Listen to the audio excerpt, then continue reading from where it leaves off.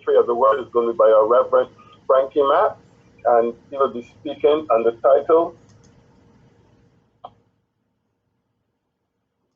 Preoccupation with Image, and his text is found in 1 Timothy 4:8. It's time to introduce Reverend Mapp to you. Reverend Mapp, may God bless you as you bring the word to us this morning. Praise the Lord. Yes, Lord.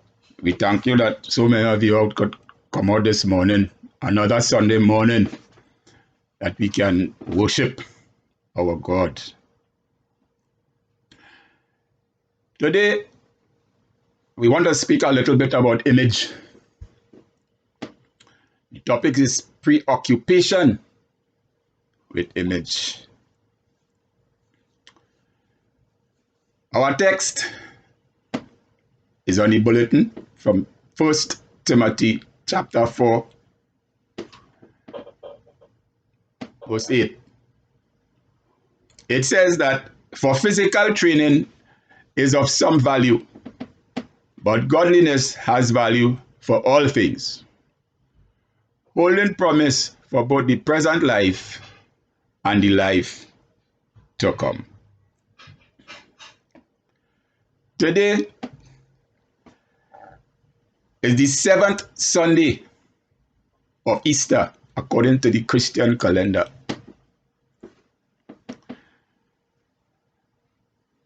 The 7th Sunday in Christian tradition is the Sunday before Pentecost. We would recall that the disciples were in quarantine at this particular time back then, because they were told by the Lord, do not leave Jerusalem until you receive the promise of the Father. So this quarantine thing apparently is not a new thing. It has been going on since then, because they've been there waiting for the promise of the Father. Today is also Memorial Day. We commemorate those who have sacrificed their lives in war. Today is also Eid, which is the end of the fast for the Muslim community. And we want to say Eid Mubarak to the Muslim community. I often mention to you all, inspiration for sermon comes in very strange ways. And the inspiration for this sermon, Preoccupation with Image, came from an ad I was watching on the television. The ad is about certain clothes or certain pieces of garments that was designed so that, well, this ad was about women. The women can put it on so that their body can look different to how it is. It's sort of, sometimes it's uncomfortable because it's tight, and when you put it on, it leaves a shape.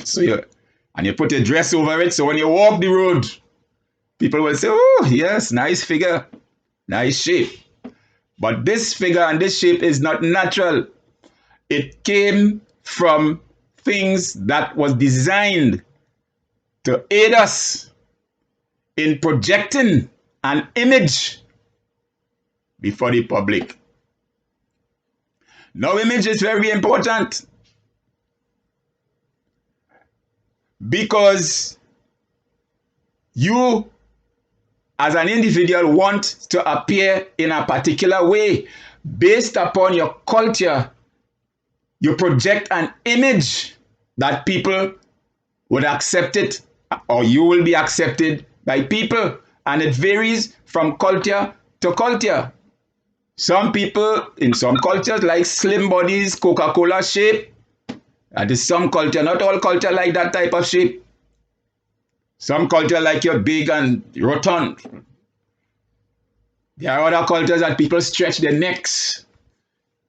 stretch their necks with different devices so that the neck can appear different and have a certain style. Image is important. What is the purpose of image? Again, the purpose of image is to present yourself before the public or in your space so that you will be accepted, so that you will be comfortable to function in the environment that you are involved in. This topic led me to do some research into the cosmetic industry. And that cosmetic industry, when I did the research, not much research, just a little bit, because it's a whole series of things that are connected with the cosmetic industry. The cost is over $30 billion a year that people spend in cosmetics. A big figure. 30 billion is a lot of money for people to put out to enhance their image. There are different types of cosmetics. Starting from the hair. This is one area that humans pay a lot of attention to. The hair. The females pay a lot of attention to hair. And observe that I'm using the word humans because some people tend to feel that it's only women who is concerned about their image. And sometimes you hear women bashing. But human beings are concerned with their image regardless of gender. The hair is very important, and there are a lot of different cosmetics and enhancement that are attached to making your hair look a little presentable. Even though sometimes the hair, some people, the hairs drop out in patches. Some, particularly women, ladies. So they have to, sometimes you put on the wig, sometimes you put on the weave, and all different type of thing. I was watching another advertisement. It's called it scalp med. Things that you can do to attach hair to your scalp so that it look as though your hair is okay or is your natural hair. Speaking about hair, I had a customer who used to do hairdressing, and she went and created her own products. And the product that she made for her hair instantly turned her into a millionaire overnight. Unfortunately, for whatever reason, she died by suicide. God have mercy and rest her soul. So she was in the hair business. When it comes to the face, as a part, well, the face has a lot of different sections of the face that the cosmetic industry caters for. I came across the research and it's all different type of names and different things. The mascara and the foundation and the rouge and the lipstick and the eyelash and the eyebrow. A whole array of aid that we humans put on our faces to enhance our appearance. And if we do not, some of us, if we do not enhance our image, some of us wouldn't leave our bedroom or leave our dressing room. Even to go in the downstairs in the kitchen, we have to, the word is true that we use dolls up or dress up Soon as you come out of your bed, you start to doze up and you dress up because you have to go in front of people. Even your own family member, you do not want them to see you in a particular way. And this Zoom that we are using now, it brings out a lot that pertains to image, because you would observe in the conferences, a lot of people don't show their faces. And the reason for that is because they're functioning from home and they do not have time to spend the 2-3 hours before the mirror because they're not going in public. So they can afford to just show a blank space on their profile. They're not even showing a picture. Some people are not even showing a still picture. They prefer to leave it as a blank face. They do not want to show their faces on Zoom because they feel that they're not dressed up enough. They're not pretty enough so that other people can see them. We have things like plastic surgery. People do plastic surgery to the lips, the hips, the buttocks, and other parts of their body to look good. There is also one, Oprah is promoting this thing. Oprah Winfrey is promoting it. Call it belly melt. I don't know how they're going about this belly melt because I didn't go deep into how the process actually take place. But Oprah Winfrey, she is portraying that. So this cosmetic industry is a big industry, and it involves every aspect, every part of the human body. Now, this is not restricted to any group in particular. Apparently, that every group is concerned with image. And when I say group, I mean you have a few groups that we can categorize. I remember in the late 60s, early 70s, when the natural look was the in thing. Late 60s was the hippie movement, where they abandoned all these different things and all the things that you've been using all the time, and the hippie movement bring natural, leave your hair as it is, and all different type of things.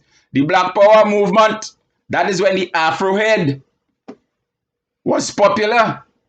And this activist, Angela Davis, her Afro head was a very, very, very, very significant part. And it always appears when coming to that era, they use that, they call it back to nature. So that is that group who want the natural look. It is also extended to the Muslim community, because the Muslim women, even though they, in some of the culture, they cover their faces, but you will be surprised to see the kind of style that these Muslim women, they portray in trying to have an image that they would look a certain way. It's a big, big, big industry. That also extends to the Christian group, which we are. And we, as believers, are also particular, very particular, with image. How do we approach the subject of image as a Christian is another matter. Are we seeking to please humans only in trying to make ourselves look good? This is a question that we have to answer this morning. Are we seeking to look good, just to look good in front of humans as ourselves? Ponder on that for a little moment. Aretha Franklin in the song I Say a Little Prayer used words like, the moment I wake up, before I put on my makeup, I say a little prayer for you. First she comes here and wonder what dress to wear. Say a little prayer for you. So image is everywhere.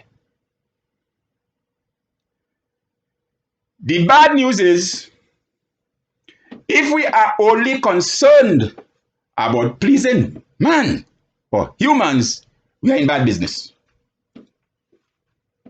We are in bad business. We might as well stop this morning, turn around and change our course.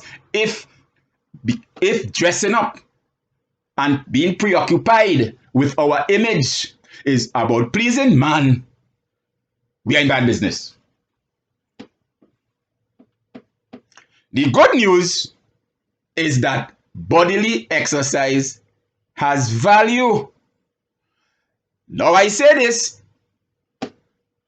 quoting Timothy, because I don't want you to go and say that Brother Mapp, Minister Mapp, Reverend Mapp, Frankie, or whatever you choose to call me, is telling people neglect their bodily function and neglect their image.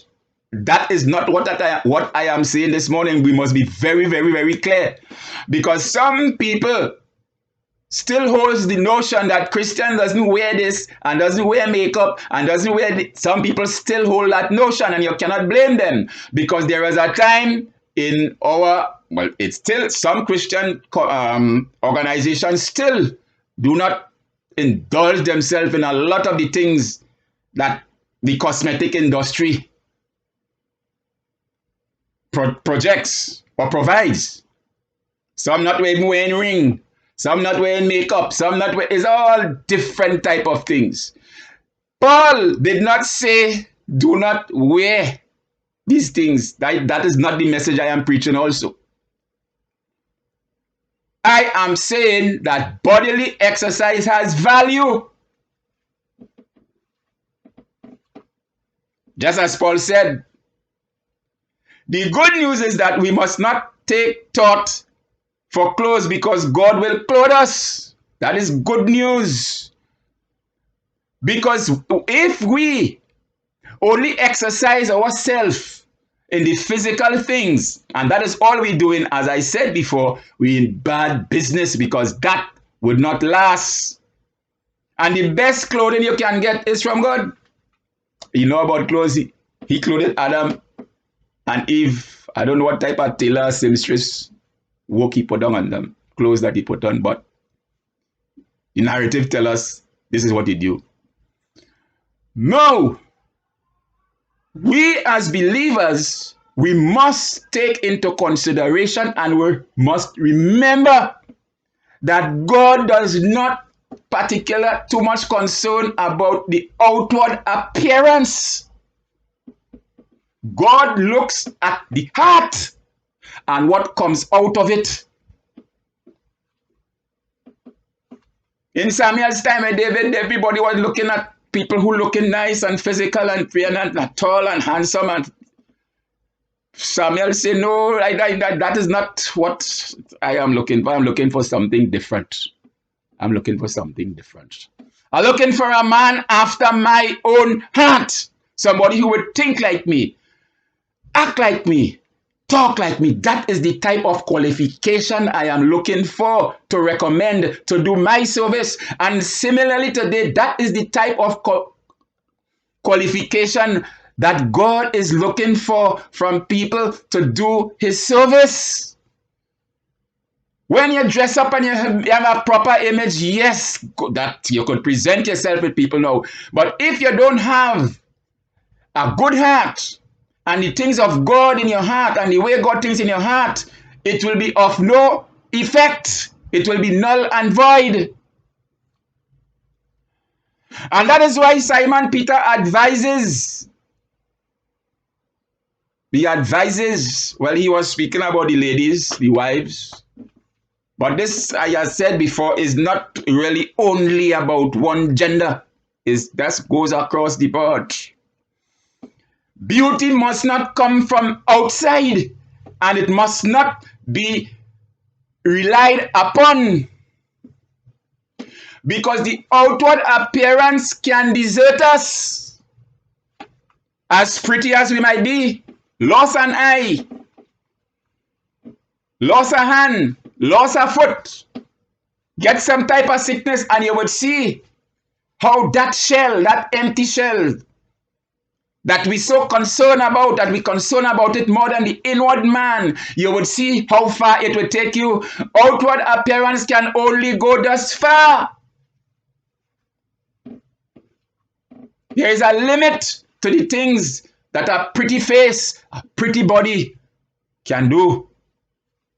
It will get you into the door. But in order for you to do the things of God, you must be armed with something different. Simon Peter said you must have it from the inside. The inside, you must practice certain type of things. That is beauty. That is the beauty that will spread the gospel of Jesus Christ. And like I said before, is both is genders. Because sometimes some men, they're more taken up with the outward appearance than the ladies. Sorry, men. I wasn't even aware of that when I do the research, and then I start to check back from the time and know, well, the type of things that men do to beautify themselves. Sometimes you see them going in the gym. It's not so much because they want strength, they want to see a nice body. They want to see how the body looking and want people to see how the body looking. All these things are things that these are physical activities. That has to do with the outward appearance. But in case our outward appearance fail us, saints, this morning, God is able to clothe us. And that is what Simon Peter and the Apostle Paul advised and exhorted the believers in the early days when they wrote their letters. That is the type of image that they recommend that believers should follow. So folks, we are into a time where technology has advanced from the time of Simon and Paul in terms of cosmetics.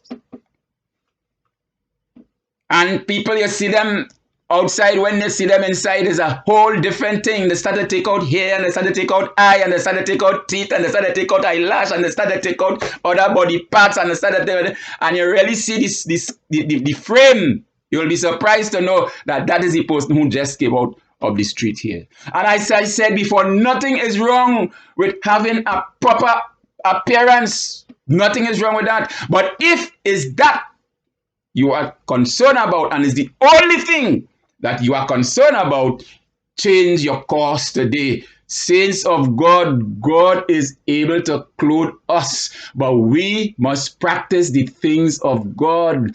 Jesus said, out of the abundance of the heart, the mouth speaketh, and there's a lot of things, negative things, he said, that comes out of our mouth.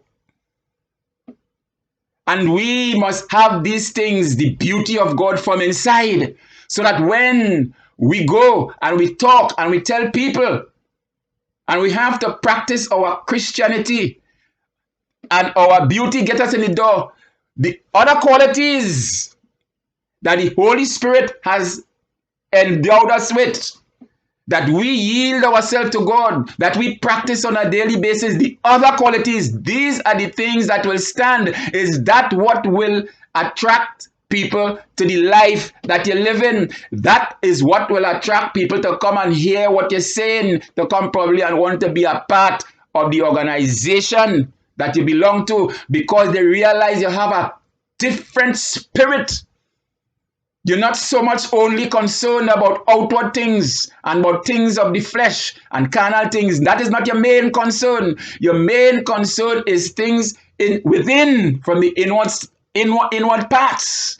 And saints of God, God is able to clothe us. So today, we're going into a new month just now, a new week.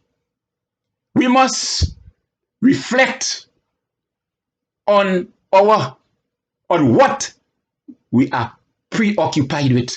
Are we only preoccupied with our outward appearance? How much time do we spend in front of the mirror?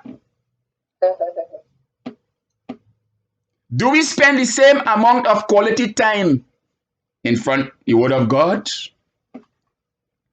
Do we spend the same amount of quality time in prayer and extension fasting? Do we spend the same quality time in examining ourselves to see whether we are lining up to the things of Jesus? How Jesus walk, how we talk, the way how we treat people. Do we spend time on these things? If not, we must take stock of our lives and start by concentrating and being occupied with the things of God says. God is able to beautify us. And that beauty, He will beautify your inside and He will beautify your outside. Because when you have the thing of God, the light or the Spirit of God in you, you don't need something just come out of you. You'll shine like a light. According to the girl, what's her name, Rihanna, shine bright like a diamond. People will see you and say, well, yes, that person has been with Jesus, and that person is walking with Jesus. Saints, as we close, remember what God is looking for. God is not looking for us to be preoccupied with our outward image, but He is looking for us to pay attention to the inward man. God will clothe us. God bless you and have a nice week. At this time, you can spend a few moments, not much, just spend a few moments in reflection. Normally when we are in church, we have what we call an altar call.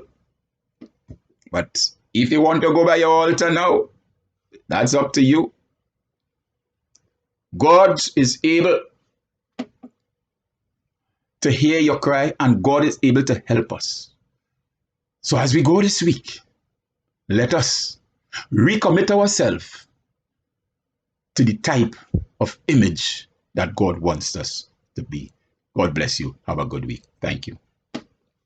Amen. We thank Reverend Mapp for the words for today and his text in 1 Timothy 4:8.